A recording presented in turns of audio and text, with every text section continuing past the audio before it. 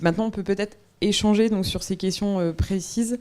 Peut-être, je vais vous demander, Madame O, si vous avez envie de réagir, parce qu'on a parlé ensemble de pédagogie et de la nécessité de connaître les régions sur lesquelles on porte un jugement qui vient parfois peut-être d'infos, des médias, ou si vous pouvez réagir sur le contexte géopolitique et par votre engagement politique et par votre engagement précédent, votre sujet d'étude. Vous avez un micro qui est juste là. Alors, c'est un peu difficile de reconnecter le Moyen-Orient. Enfin, si, il y a un sujet sur les migrations, effectivement. Quoique aujourd'hui, après l'accord avec la Turquie, il y a de moins en moins de réalité de réfugiés qui viennent du Moyen-Orient que plutôt d'Afrique subsaharienne. Mais je souhaitais rebondir sur la question des migrations. Alors, moi, j'ai pas l'histoire personnelle que vous avez, mais il se trouve que le média dont je parlais tout à l'heure que j'avais monté, qui existe toujours sur l'Iran et le Moyen-Orient, je l'ai monté avec un réfugié politique iranien en France, ce qui m'a énormément sensibilisé à la question de l'intégration des réfugiés en France, parce que je me suis retrouvée dans un milieu de réfugiés politiques, en fait, de mon âge. Principalement venant beaucoup de Syrie, d'Iran et d'Afghanistan, et donc je me suis aussi un peu impliquée dans ces questions. Deux remarques sur la question des migrations, et je vais essayer d'être le moins politique possible. Une remarque très supra et une remarque très infra. Tout à fait en accord avec ce que vous disiez, Madame Novak. En septembre, à l'Assemblée générale de l'ONU, va tenter d'être signé un pacte mondial pour les migrations.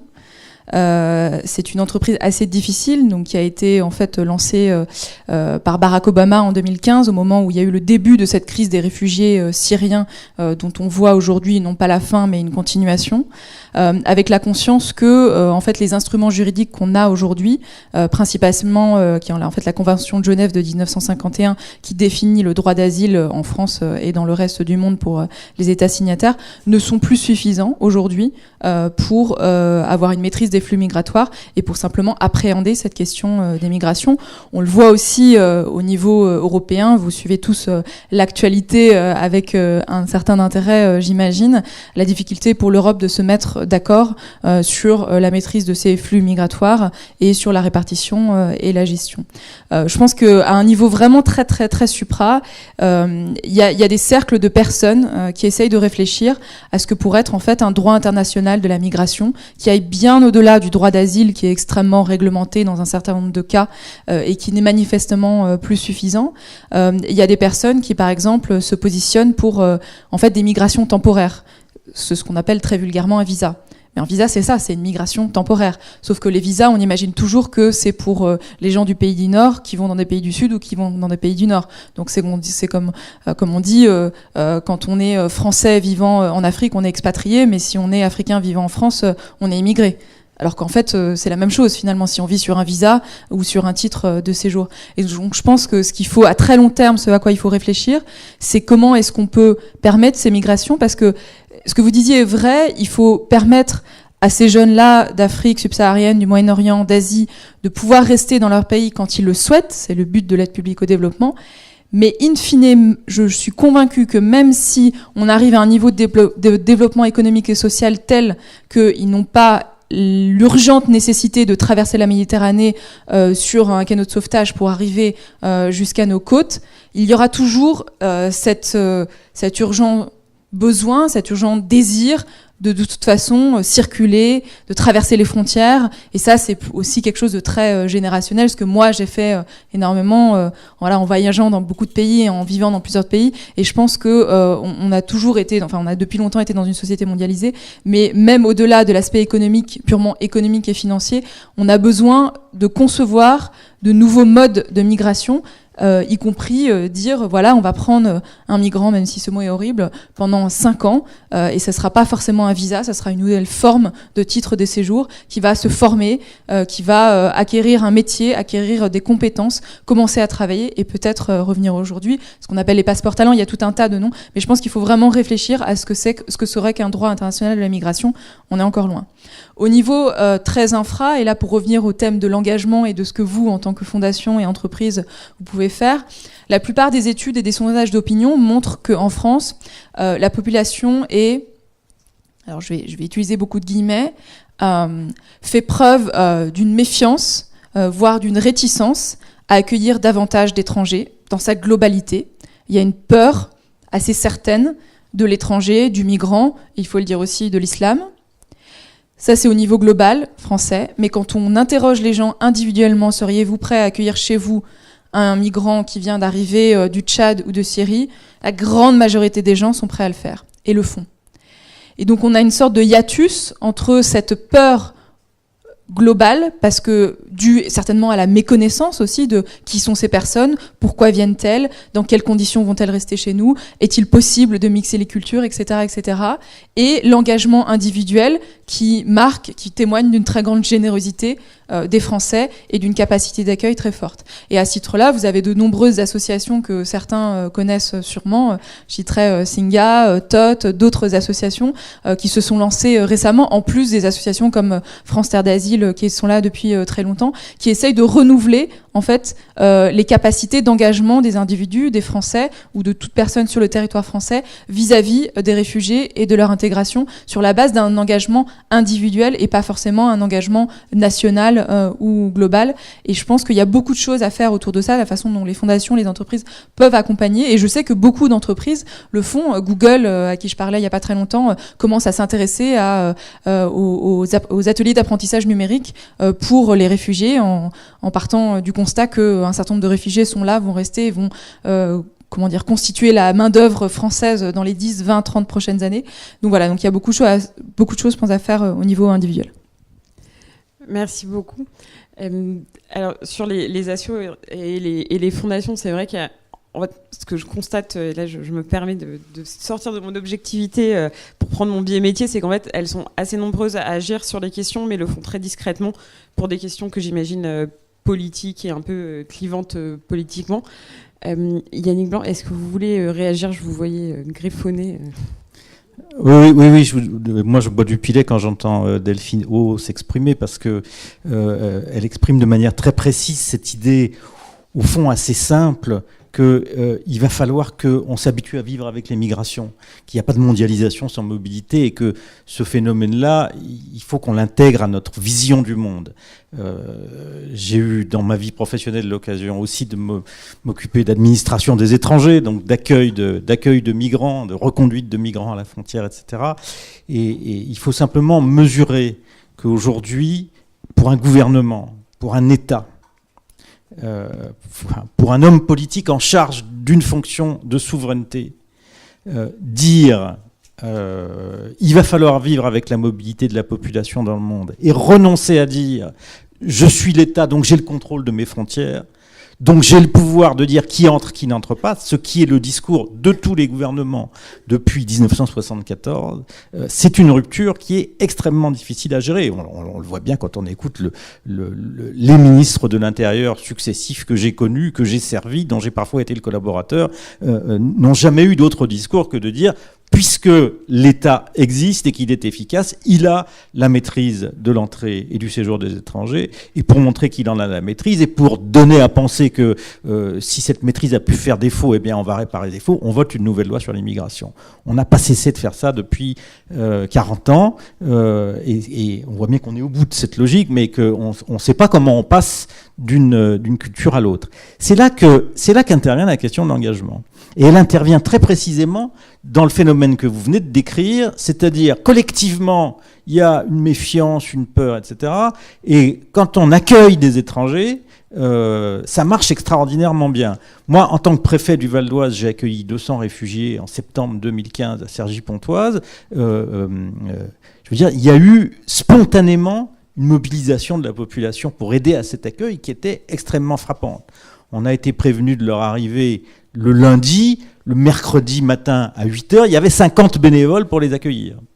La jungle de Calais a été un sujet qui a provoqué des clivages, des polémiques, des débats, des prises de position très dures dans l'opinion, dans la classe politique, dans le milieu associatif. Le ministre de l'Intérieur de l'époque, Bernard Cazeneuve, a été accusé de toutes les turpitudes. la dispersion de la jungle de Calais, quelle qu'ait pu être la brutalité du phénomène, le fait que ces réfugiés, ces migrants en tout cas, aient été accueillis sur l'ensemble du territoire au lieu d'être concentrés à Calais, plus personne n'a parlé de ce qui s'est passé après. Parce que, précisément, l'accueil de ces étrangers un peu partout sur le territoire français s'est extraordinairement bien passé. Partout où ils ont été accueillis. On n'a pas entendu d'histoire, de conflits, de violences, de rejets, etc. Et donc là, on est au cœur de ce que, en tant qu'acteur engagé, acteur ayant envie d'agir sur les enjeux planétaires du moment, qu'est-ce qu'on peut faire à la Fonda, dont je ne suis plus le président, dont le président est désormais Niels Pedersen, qui est ici au premier rang. À la Fonda, on a mis ça à l'ordre du jour de notre action pour les 5 ans qui viennent. On s'est embarqué dans un travail sur les objectifs du développement durable, avec une vision aussi concrète que possible. C'est entre des principes, un cadre qui peuvent être fixés au niveau des Nations Unies. C'est le cas des ODD, et souhaitons que le pacte mondial sur les migrations puisse être adopté aussi. Et puis, l'action que chacun d'entre nous peut mener au niveau de son action d'individu, de son action dans un collectif de proximité, de son comportement, comment on emboîte les échelles ? Comment on emboîte les échelles ? Comment on peut faire d'une action menée à une échelle micro ou méso, qui est notre échelle à nous ici collectivement, qui est l'échelle d'une fondation ou d'un groupe de fondations, comment inscrire cette action dans un cadre qui pose des enjeux, des objectifs et qui invoque des valeurs qui ont une échelle universelle. Ça, s'il y a un travail à faire sur l'engagement aussi, aujourd'hui, c'est celui-là. On a, Jean-Baptiste tout à l'heure en parlant du deuxième âge de l'engagement a mis en exergue l'aspect de la sensibilité, de la dimension individuelle de l'engagement. Ceux qui s'engagent ne se contentent pas de la dimension individuelle de leur engagement. Ils sont à la recherche d'une relation avec le collectif qui n'est, et Delphine vous l'avez dit tout à l'heure, qui n'est plus comme autrefois une relation de subordination. Quand on s'engageait autrefois, on se subordonnait aux principes, à la doctrine, aux objectifs de la grande idéologie ou de la grande organisation dans laquelle on s'engageait. Aujourd'hui, l'engagement a une dimension entrepreneuriale, non pas au sens où il faudrait absolument créer une entreprise, faire du chiffre d'affaires et avoir des bénéfices, au sens où j'entreprends une action, au sens où je fais les choses moi-même. Mais ça n'annule pas la dimension collective des choses, et c'est là que le monde associatif et le monde des fondations sont directement interpellés, parce qu'ils ont ensemble à inventer de nouvelles échelles et un nouvel emboîtement des échelles de l'action collective, et que là, on a besoin d'innovation. On a besoin d'inventer de nouvelles formes de gouvernance, d'inventer de nouvelles formes d'animation collective, d'inventer de nouvelles formes de faire ensemble. C'est vraiment ça notre enjeu. C'est là que entre la dimension éthique de l'engagement, dont on a parlé tous les quatre en évoquant notre parcours personnel, et la dimension de l'impact collectif, de l'efficacité, les institutions, les grandes institutions publiques qui ont structuré l'action collective pendant 10 siècles ne sont plus en mesure de le faire. Elles peuvent le faciliter, elles peuvent le réguler, elles peuvent donner ou approuver le cadre juridique qui permet l'action collective, mais l'initiative, l'organisation de l'action collective, aujourd'hui, il est entre les mains des acteurs de la société civile dont vous faites partie. Merci beaucoup Yannick Blanc. Voilà. J'allais vous donner la parole, c'est parfait. Je vous laisse réagir aux propos de monsieur. Oui, alors très, très brièvement, je pense qu'il y a un grand problème de la société française, c'est qu'elle est plus diverse qu'elle ne croit. Nous sommes un pays de vieille tradition chrétienne qui a en Europe le plus d'athées et le plus de musulmans. Mais elle ne veut pas le voir. Et au lieu d'organiser de la mixité, elle a organisé de la ségrégation. C'est-à-dire chacun est dans son coin. Et ça, je pense que les fondations auraient un très grand rôle à jouer pour favoriser la mixité partout, que les gens se rencontrent, se parlent, les gens différents, qu'on affronte les différences dans le quotidien de manière... dans l'habitat notamment, évidemment. Alors ça, c'est quand même... et là... je pense que la loi sur le développement social urbain qui imposait un minimum de HLM partout est une loi fondamentale. Malheureusement, elle a été trop imposée du dehors de manière normative sans qu'il y ait un vrai débat sur les valeurs et pourquoi on le faisait. Et je pense qu'il ne faut pas reculer sur cette loi. Je le dis à ma droite, il ne faut pas reculer sur cette loi. Elle est fondamentale. Mais tout ce qui organise de la mixité vivante, gratifiante, où on apprend de l'autre, est quelque chose de fondamental. Et je pense que c'est un critère très important pour les financements aujourd'hui. Parce que c'est en amont de toutes les politiques d'intégration. Ça, c'est vraiment fondamental. Voilà. Alors, sur cette question des migrations, bon, ce qui me frappe, c'est quand même, il y a beaucoup de mal à trouver le discours politique équilibré, quoi. Et on n'arrive pas à trouver le ton juste et à dire ce qu'il faut et avoir le discours pédagogique qui assume le problème en disant que c'est un problème de long terme qu'il va falloir traiter et s'organiser autrement, qu'on va pas faire n'importe quoi, mais qu'on va devoir faire des efforts. Voilà. Au lieu de dire humanité, fermeté ou fermeté, humanité, il faudrait quand même avoir un discours un peu plus positif, quoi. Le discours politique n'est pas au point là-dessus. Voilà, donc il faut le dire, il faut le construire, ce discours. Il n'est pas construit. Voilà. Il est défensif, il est... Voilà, donc ensuite, voilà. Et je pense que sur cette question des migrants, il y a effectivement des vraies capacités d'engagement que le gouvernement doit mettre un peu plus en valeur. Alors, on va avoir ce débat sur le délit de solidarité. Le Conseil constitutionnel est saisi, puisque la solidarité avec un migrant sans papier est interdite aujourd'hui. Donc, on va avoir il y a un recours qui a été fait devant le Conseil constitutionnel qui a dit que ceci n'était pas conforme au principe de fraternité. On va voir ce que ça va donner. Voilà. Mais voilà, je pense qu'il faut vraiment travailler sur les trois niveaux en même temps. Vraiment le niveau de la politique avec sa dimension propre, ses valeurs, ses difficultés, ses lourdeurs qu'il faut aussi comprendre. Il ne faut pas taper sans arrêt sur les hommes politiques, c'est trop facile. Mais il faut en même temps être exigeant et compréhensif. C'est très, très important, exigeant et compréhensif. Les organisations ont aussi à balayer devant leur porte là-dessus, et nous-mêmes, on a des choses à faire, et je crois qu'il y a une réelle capacité d'engagement. Comme sur l'écologie, d'ailleurs, qui est une cause qui est très motivante, notamment pour les jeunes générations.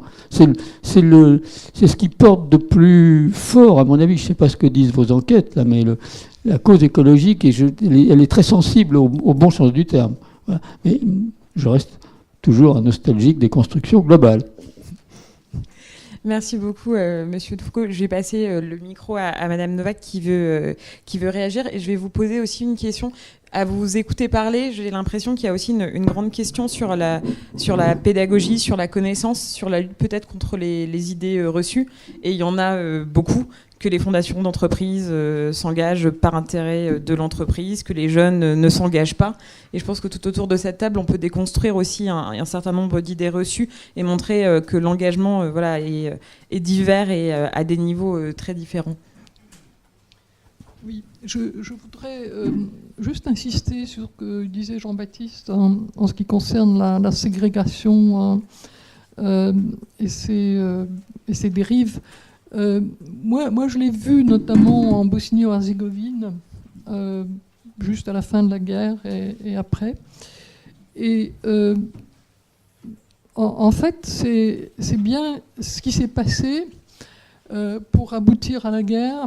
C'était la ségrégation. C'est Milosevic qui jouait la ségrégation parce que ça correspondait à son ego, à ses problèmes personnels. Mais tous les belligérants, eux, ils ne demandaient qu'à vivre ensemble dans leurs différences. Et je crois que la diversité, partout où je l'ai vue, et je l'ai vue dans plusieurs pays, est d'une richesse extraordinaire. De toute façon, là, on n'a plus le choix puisqu'elle existe. On ne veut pas toujours le reconnaître. Il suffit d'aller dans le métro pour savoir qu'elle existe. Et donc, je pense que là aussi, il y a énormément de pédagogie et de fermeté à montrer. Et en matière de pédagogie, je pense qu'il faut déjà préparer les gens à ce qui va arriver, c'est-à-dire un tel déséquilibre démographique avec l'Afrique que de toute façon, ils n'auront pas le choix. Il vaut mieux le préparer, il vaut mieux l'organiser que de s'apercevoir au dernier moment qu'ils sont envahis d'autres peuples. Et dernière remarque, moi ce qui me paraît très important pour que l'insertion aboutisse, et ça aussi je l'ai vu sur quelques cas, c'est que on l'organise avec la collectivité de base, c'est-à-dire qu'on ne mette pas, enfin qu'on n'affecte pas de haut en bas un paquet de réfugiés à telle ou telle commune. Là, en règle générale, ils vont protester. Mais si vous l'organisez avec eux, ça a beaucoup plus de chances de réussir. Donc l'importance de la concertation.